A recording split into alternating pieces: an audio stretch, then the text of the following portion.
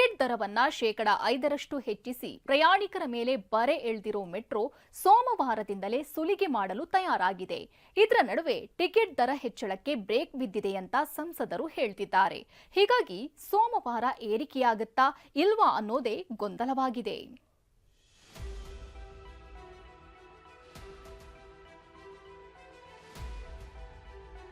ಕೇಂದ್ರ ಸರ್ಕಾರನೇ ನಿಗದಿ ಮಾಡೋದು ಬೆಲೆನ ಭಾರತ ಸರ್ಕಾರ ನೆರವು ನೀಡ್ತದೆ.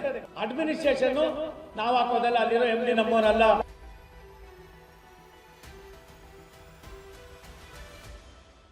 ಸೆಂಟ್ರಲ್ ಗೌರ್ಮೆಂಟ್ನವರು ಸ್ಟೇಟ್ ಗೌರ್ಮೆಂಟ್ ಮೇಲೆ ಹೇಳ್ತಾರೆ, ಸ್ಟೇಟ್ ಗೌರ್ಮೆಂಟ್ನವರು ಸೆಂಟ್ರಲ್ ಗೌರ್ಮೆಂಟ್ ಮೇಲೆ ಹೇಳ್ತಾ ಇದ್ದಾರೆ. ಜನಸಾಮಾನ್ಯರ ಮೇಲೆ ಏನಕ್ಕೆ ಈ ತರ ಸರ್ಕಾರಗಳು ಪ್ರಭಾವವನ್ನು ಬೀರ್ತಾ ಇದೆ ಅಂತ ಗೊತ್ತಾಗ್ತಾರೆ.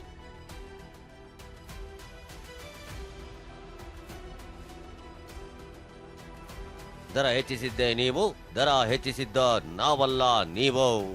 ಹೀಗೆ ರಾಜ್ಯ ಹಾಗೂ ಕೇಂದ್ರ ಸರ್ಕಾರದ ನಡುವೆ ದೊಡ್ಡ ಜಟಾಪಟಿಯೇ ನಡೆಯುತ್ತಿದ್ರೆ ಪ್ರಯಾಣಿಕರು ಮೆಟ್ರೋ ವಿರುದ್ಧ ಆಕ್ರೋಶ ಹೊರಹಾಕ್ತಿದ್ದಾರೆ. ಇದರ ನಡುವೆ ಸೋಮವಾರದಿಂದ ದುಬಾರಿ ಪ್ರಯಾಣ ಇರುತ್ತಾ ಇಲ್ವಾ ಅನ್ನೋದೇ ಗೊಂದಲವಾಗಿದೆ. ಮೆಟ್ರೋ ಟಿಕೆಟ್ ದರ ಏರಿಕೆಗೆ ತಾತ್ಕಾಲಿಕ ಬ್ರೇಕ್ ಎಂದ ಸಂಸದ. ಕೇಂದ್ರದಿಂದಲೇ ಟಿಕೆಟ್ ದರ ಹೆಚ್ಚಳ ಎಂದ ಸಿಎಂ ಸಿದ್ದರಾಮಯ್ಯ.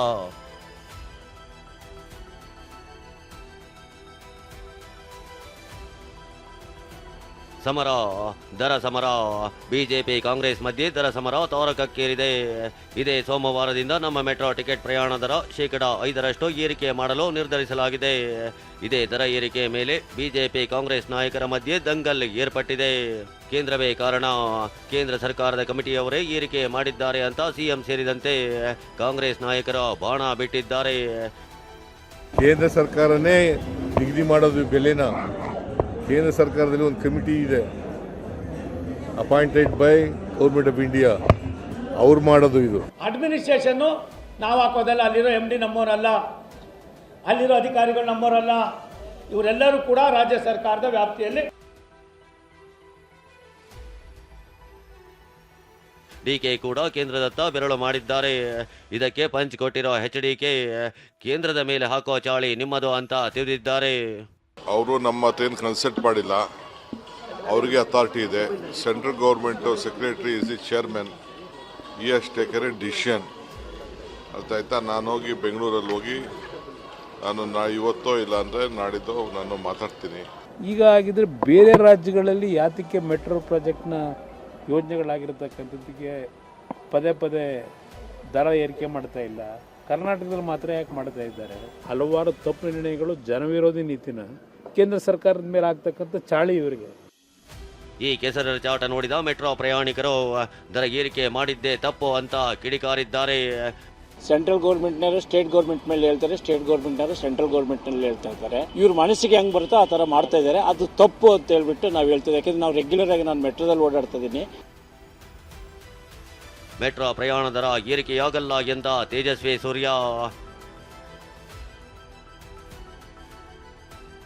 ಈ ಜಟಾಪಟಿಯ ನಡುವೆ ಸೋಮವಾರದಿಂದ ಮೆಟ್ರೋ ಪ್ರಯಾಣ ದರ ಏರಿಕೆಯಾಗಲ್ಲ ಅಂತ ಸಂಸದ ತೇಜಸ್ವಿ ಸೂರ್ಯ ಘೋಷಣೆ ಮಾಡಿದ್ದಾರೆ.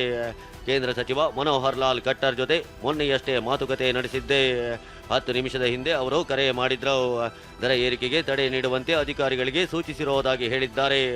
ಹೀಗಾಗಿ ಸೋಮವಾರದಿಂದ ದರ ಏರಿಕೆಯಾಗಲ್ಲ ಅಂತ ತೇಜಸ್ವಿ ಸೂರ್ಯ ಹೇಳಿದ್ದಾರೆ. ಸಂಸದ PC ಮೋಹನ್ ಕೂಡ ಈ ಮಾತಿಗೆ ದನಿಗೂಡಿಸಿದ್ದಾರೆ.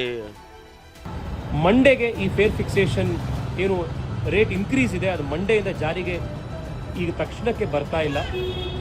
ಆದರೆ ರಾಜ್ಯ ಸರ್ಕಾರ ಫೇರ್ ಫಿಕ್ಸೇಷನ್ ಕಮಿಟಿಯನ್ನು ಮತ್ತೆ ಮಾಡಿ ಅಂತ ಹೇಳಿ ಅವರು ರಿಕ್ವೆಸ್ಟ್ ಮಾಡೋವರೆಗೂ ಕೂಡ this is a battle half one. ಸರ್ಕಾರದಿಂದ ಮಾಹಿತಿ ಬಂದಿಲ್ಲ ಎಂದ ನಮ್ಮ ಮೆಟ್ರೋ. ಸೋಮವಾರದಿಂದ ದರ ಏರಿಕೆಯಾಗಲ್ಲ ಎಂಬ ತೇಜಸ್ವಿ ಸೂರ್ಯ ಹೇಳಿಕೆ ಬಗ್ಗೆ ಮೆಟ್ರೋ ಅಧಿಕಾರಿಗಳು ಪ್ರತಿಕ್ರಿಯಿಸಿದ್ದಾರೆ. TV9ಗೆ ಮಾಹಿತಿ ನೀಡಿರೋ ಅಧಿಕಾರಿಗಳು, ನಮಗೆ ಕೇಂದ್ರ ಮತ್ತು ರಾಜ್ಯ ಸರ್ಕಾರದಿಂದ ಮಾಹಿತಿ ಬಂದಿಲ್ಲ. ಸದ್ಯ ದರ ಏರಿಕೆ ಸಂಬಂಧ ಹೊರಡಿಸಿರೋ ಆದೇಶದಲ್ಲಿ ಬದಲಾವಣೆ ಇಲ್ಲ. ಮಾಹಿತಿ ಬಂದ ನಂತರ ಮುಂದಿನ ತೀರ್ಮಾನ ತೆಗೆದುಕೊಳ್ಳುವುದಾಗಿ ತಿಳಿಸಿದ್ದಾರೆ. ಕೇಂದ್ರ ಸಚಿವರೇ ಮೆಟ್ರೋ ಅಧಿಕಾರಿಗಳಿಗೆ ಸೂಚನೆ ಕೊಟ್ಟಿದ್ದಾರೆ ಅಂತ ಬಿಜೆಪಿ ಸಂಸದ ತೇಜಸ್ವಿ ಸೂರ್ಯ ಹೇಳಿಕೊಂಡಿದ್ದಾರೆ. ಆದರೆ ಮೆಟ್ರೋ ಅಧಿಕಾರಿಗಳು ನಮಗೆ ಮಾಹಿತಿ ಬಂದಿಲ್ಲ ಅಂತಿದ್ದಾರೆ. ಸೋಮವಾರ ದರ ಏರಿಕೆಯಾಗುತ್ತಾ ಇಲ್ವಾ ಅನ್ನೋದು ಯಕ್ಷ ಪ್ರಶ್ನೆಯಾಗಿಯೇ ಉಳಿದಿದೆ. ಕಿರಣ್ ಸೂರ್ಯ ಜೊತೆ ಈರಣ್ಣ ಬಸವ, TV9 ಬೆಂಗಳೂರು.